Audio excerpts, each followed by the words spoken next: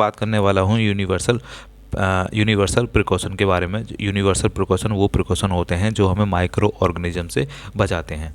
Universal precaution होते क्या क्या हैं? Universal precaution are also known as standard safety rule, जो हर किसी बंदे के लिए यूज किया जाएगा। वो किन बंदों के लिए यूज किया जाएगा? यूनिवर्सल प्रिकॉशन जो हेल्प करते हैं health workers to protect them in hospital, जो हॉस्पिटल में काम करते हैं, क्लिनिक में काम करते हैं, लेबोरेटरी में काम करते हैं और रिसर्च वर्क में काम करते हैं। तो उनको थ्रेट होता है माइक्रो ऑर्गेनिज्म से। माइक्रो ऑर्गेनिज्म के से वो काम करते हैं, मतलब उनके लिए वो काम कर रहे होते हैं, तो उनको डर होता है कि उनसे माइक्रो ऑर्गेनिज्म लग जाएगा, तो इस वजह से उनको डिसीज़ हो सकती है। तो इस वजह से इन लोगों को यूनिवर्सल प्रिकॉशन यूज करना होता है।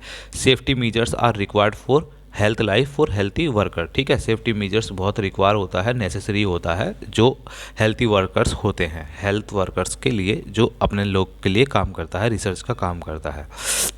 अब बात आता है safety standard safety rules include the following step. कौन कौन सा होता है? फर्स्ट होता है पर्सनल प्रोटेक्टिव क्लोथिंग, सेकंड होता है पर्सनल प्रोटेक्टिव इक्विपमेंट और थर्ड होता है जनरल प्रोटेक्शन। तो ये सब चीज़ का एक सेफ्टी स्टैंडर्ड सेफ्टी रूल्स बनाए गए हैं कि ये 3 टाइप से आपके होंगे।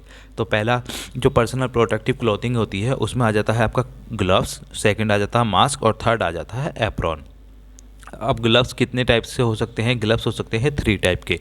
कौन से? पहला डिस्पोजेबल विनाइल ग्लव्स हो सकते हैं जो ऑल पेशेंट केयर एरियाज में मिलेगा, जैसे कि आपका हॉस्पिटल हो गया, इसमें सब कुछ ऐसे वाले में पहना जा सकता है। सेकंड होता है लेटेक्स सर्जिकल ग्लव्स, ये होता है सर्जरी के लिए। और थर्ड होता है heavy duty thick rubber gloves for waste handler, जो वेस्ट हैंडलर को, जो वेस्ट प्रोडक्ट को हैंडल करते हैं उनके लिए ये होता है हैवी ड्यूटी थिक वाला। फिर आता है मास्क। मास्क कौन से होते हैं? सिंपल हो सकता है, रीयूजेबल प्लास्टिक मास्क हो सकता है जो हेल्थ केयर को प्रोटेक्ट करेगा वर्कर फ्रॉम स्प्लैशेस। फिर होता है एप्रॉन। एप्रॉन फुल स्लिप्ड हो सकता है, नी लेंथ तक हो सकता है, कॉटन एप्रॉन्स हो सकता है। तो ये भी 3 टाइप से एप्रॉन दिए गए हैं। पर्सनल प्रोटेक्टिव इक्विपमेंट में कौन सा आता है? फुटवियर आता है। फुटवियर में आप गम बोट्स पहनोगे, जैसे फॉर वेस्ट हैंडलर, जो वेस्ट प्रोडक्ट को जो हैंडल करते हैं उन लोगों के लिए, और इसमें ट्राउजर आपके बाहर होनी चाहिए उन गम बोट्स से। फिर होता है आई साइल्ड। आई साइल्ड में आपका ये हो जाता है, ये आई शील्ड होता है। आई शील्ड के बाद में आता है एप्रॉन। एप्रॉन कौन सा होता है? Reusable heavy duty autoclavable rubber apron में be worn where heavy contamination excessive splashing is expected in labour room operation, जहाँ पे सबसे ज़्यादा माइक्रो ऑर्गेनिज्म का और किसी और भी चीज़ का खतरा होता है, तो वहाँ पे ये आपका एप्रॉन काम आता है, जिसमें आपको सबसे ज़्यादा जो पहना जाता है, जो वेस्ट प्रोडक्ट के लिए पहना जाता है हैंडल करने वालों के लिए, वो हैवी वाला पहना जाता है। जनरल प्रोटेक्शन की अगर आप बात करोगे तो the medical setup must be follow. कौन कौन सा? Hand washing facility, drinking water और इम्यूनाइजेशन। इम्यूनाइजेशन में आपका टेटनस आ जाता है। इम्यूनाइजेशन में आप टेटनस का इंजेक्शन लेते हो और सेकंड लेते हो आप हेपेटाइटिस बी का। टेटनस का इसलिए कि उससे कोई इन्फेक्शन ना हो जाए या ना फैलने लगे। हेपेटाइटिस बी का भी इंजेक्शन लेते हो। इसे हम इम्यूनाइजेशन बोलते हैं, जिससे हमारी जो इम्यूनिटी होती है वो नीचे नहीं जाती है, कम नहीं होती है। हैंड वॉशिंग फैसिलिटीज़ के केस में shop and water should be available all the time. जहाँ कहीं भी आप काम कर रहे हो, किसी भी रिसर्च में या किसी भी मेडिकल और किसी भी डॉक्टर के हॉस्पिटल में काम कर रहे हो, तो वहाँ पे आपकी सॉप और वाटर हमेशा से अवेलेबल होना चाहिए, क्योंकि हैंड वॉशिंग करनी है तो उसके बेसिस पे।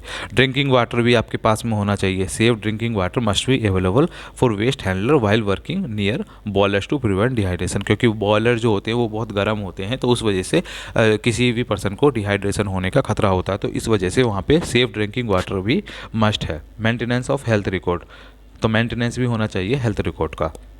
अब आते हैं डॉन पीपी। पीपी क्या होता है? पीपी जो मैंने आपको पहले बताया था कि personal protective equipment, personal protective equipment होता है। ठीक है, तो ये डॉन पीपीई बॉटम अप। ठीक है, पहला हम गाउन, सेकंड हम मास्क, थर्ड हम गूगल्स और फोर्थ हम ग्लव्स पहनेंगे। अब डॉफ पीपीई क्या होता है? अल्फ़ाबेटिकल ऑर्डर में आपका ग्लव्स होता है, गूगल्स होता है, गाउन होता है और आपका मास्क होता है। फिर आता है डॉनिंग। डॉनिंग वो होता है जब हम कोई भी चीज़ को पहन रहे होते हैं, ठीक है, किसी भी मतलब लैब में जाने से पहले जो हमारा ये चीज़ होती है उसको हम डॉनिंग बोलते हैं। जैसे कि हमने मास्क हैंड वॉश किया, उसके बाद में हमने एप्रॉन पहना, फिर हमने ग्लव्स पहना, फिर हमने ये गूगल्स पहने, और फिर हमने ये वो पहने। ये आपका मास्क हो गया, ये आपका गूगल्स हो गए, और ये आपका वो हो गया। फिर हमने यहाँ पे देखा, तो हमने देखा यहाँ पे सबसे पहले डॉफिंग। डॉफिंग होती क्या है?